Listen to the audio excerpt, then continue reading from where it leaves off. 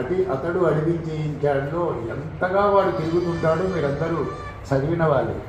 కనుక నా కొడుకు లక్ష్మి అనే కథ చదివినప్పుడు బహుశా ఇంతవరకు తెలుగు సాహిత్యంలో ఇలా ఎవరు రాయలేదేమో నాకున్న అభిప్రాయాన్ని చెప్తున్నాను.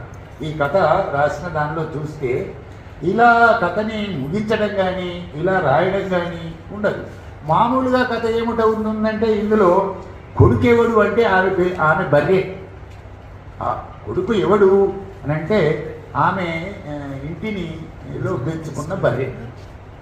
ఆ బర్రె కొడుకు ఏ రకంగా తన కుటుంబాన్ని కాపాడుతాడో బర్రె కూడా ఆ కుటుంబాన్ని కాపాడింది. కానీ ఆడపిల్లలు చాలామంది గర్భవతి అయిన తర్వాత తల్లిగారింటికి వస్తారు. అత్తగారింట్లో ఎందుకు ఉండరు? తల్లిగారింటికే వచ్చి పిల్లల్ని కానీ ఎందుకు వెళ్తారు? ఇప్పటికీ కూడా మనమందరం గ్రహించాల్సింది. ఈయనగా ఒక మంచి పాయింట్ తీసుకొచ్చాడు ఆ కథలో. ఏమిటనంటే తన వాళ్ళందరితో కలిసినప్పుడు ఉండే ఆనందం వలన బిడ్డ జన్మించాలని అమ్మ, నాన్న, తమ్ములు, అక్క, చెల్లి, బామ్మర్దులు, తాతయ్య వాళ్ళ కుటుంబంలో నుంచి వచ్చిన అమ్మాయి కనుక ఆ కుటుంబంలోనే బిడ్డ కలిగినప్పుడు ఆ బిడ్డ ఆనందం కలుగుతుంది. ఇప్పటికి కూడా హాస్పిటల్ తెచ్చారంటే వాళ్ళ అమ్మ ముందు ఉంటేనే ఆమె బతుకుతారు, లోపలికి వెళ్ళి ఖచ్చితంగా బతికే వస్తానన్నంత ధీమా అమ్మాయికి కలుగుతుంది.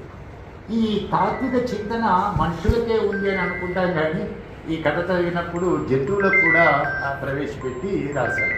అది చాలా అద్భుతం. ఆమె కూడా కేశవరెడ్డి గారి పందికి వెతికినట్టుగానే ఈమె కూడా వెతుకుతూ ఉంటుంది. అది పాపం గర్భం ధరించింది, అది రావటం లేదు ఇంటికి. ఊరంతా వెతికింది, పొలాలన్నీ అన్నీ వెతికింది, చివరికి చుట్టుపక్కల ఊర్లన్నీ కూడా వెతికొచ్చింది. కానీ ఎక్కడ తన బర్రె దొరకలేదు. బర్రె దొరకకపోతే వెతుకుతూ ఉన్న సందర్భంలో ఒక చోట ఉందనే వార్త తెలుసుకొని అక్కడికి వెళ్తుంది. ఆ బర్రెకు చూస్తుంది. చూసిన తర్వాత ఒక్క నిమిషము, ఆ చూసిన తర్వాత బర్రె చూడగానే ఆమె తన్మయత్వం చెందుతుంది.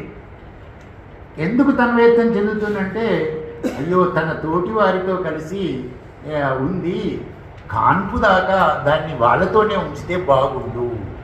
ఇది ఈ కథలో ఉన్న ప్రధానమైన అంశం. అంటే పశుపక్షాదులలో కూడా ఒక మానవీయ గుణాన్ని చూసే ఒక స్వభావం గౌడ్లో ఇందులో ఉంది. ఇలాంటి కథ బహుశా తెలుగులో ఎవరు రాయలేదు. నాకు బాగా అనిపించింది. అసలు ఆమె చూసి ఎప్పుడైతే చెట్టెక్కి వాడు పంది కోసం కిందికి దూకిపోదాం అంటే చంపేస్తాను అనుకుంటుంది. అందులో ఈమెనేమో చూసి చాలా కేశవరెడ్డిని దాటి కథ రాసింది అనిపించింది నాకు. కేశవరెడ్డి ఒక స్టైల్లో ఒక చోట ఆగిపోయాడు. ఈయన ఏం చేశాడంటే దాన్ని ఎక్స్టెన్షన్ చేశాడు.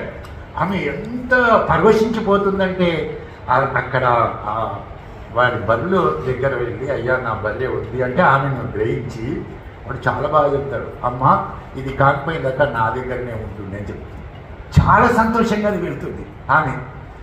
ఇలాంటి ఒక స్వభావము తెలుగు సాహిత్యంలో ఒక కొత్త స్వభావాన్ని ఇప్పుడైతే ఈ కథ ఎందుకు చెప్తున్నాను అని అంటే మానవ సంబంధాలే నాశనం అవుతున్న కాలం. మానవీయత అనేదే దుర్మార్గమైన సందర్భంలోకి వెళ్ళింది. కొడుకు ఇప్పుడైతే మనం మొన్ననే పేపర్లో తండ్రి తలకాయ కోసిన ఫోటో మనం చూస్తూ ఉన్న ఒక సందర్భంలో ఉన్నాం. ఒక అమానవీయమైన దాన్ని ఇతడు ఈ కథలో తెచ్చాడు. సెల్యూట్. ఏమిటనంటే గ్రామాల్లో అది బ్రతికి ఉంది, పట్టణపు సంస్కృతిలోనూ జీవన విధానంలోనూ ఆ ఆదర్శవంతమైన మానవీయ స్వభావము ఇంకా గ్రామాల్లో ఈ కథలన్నింటిలో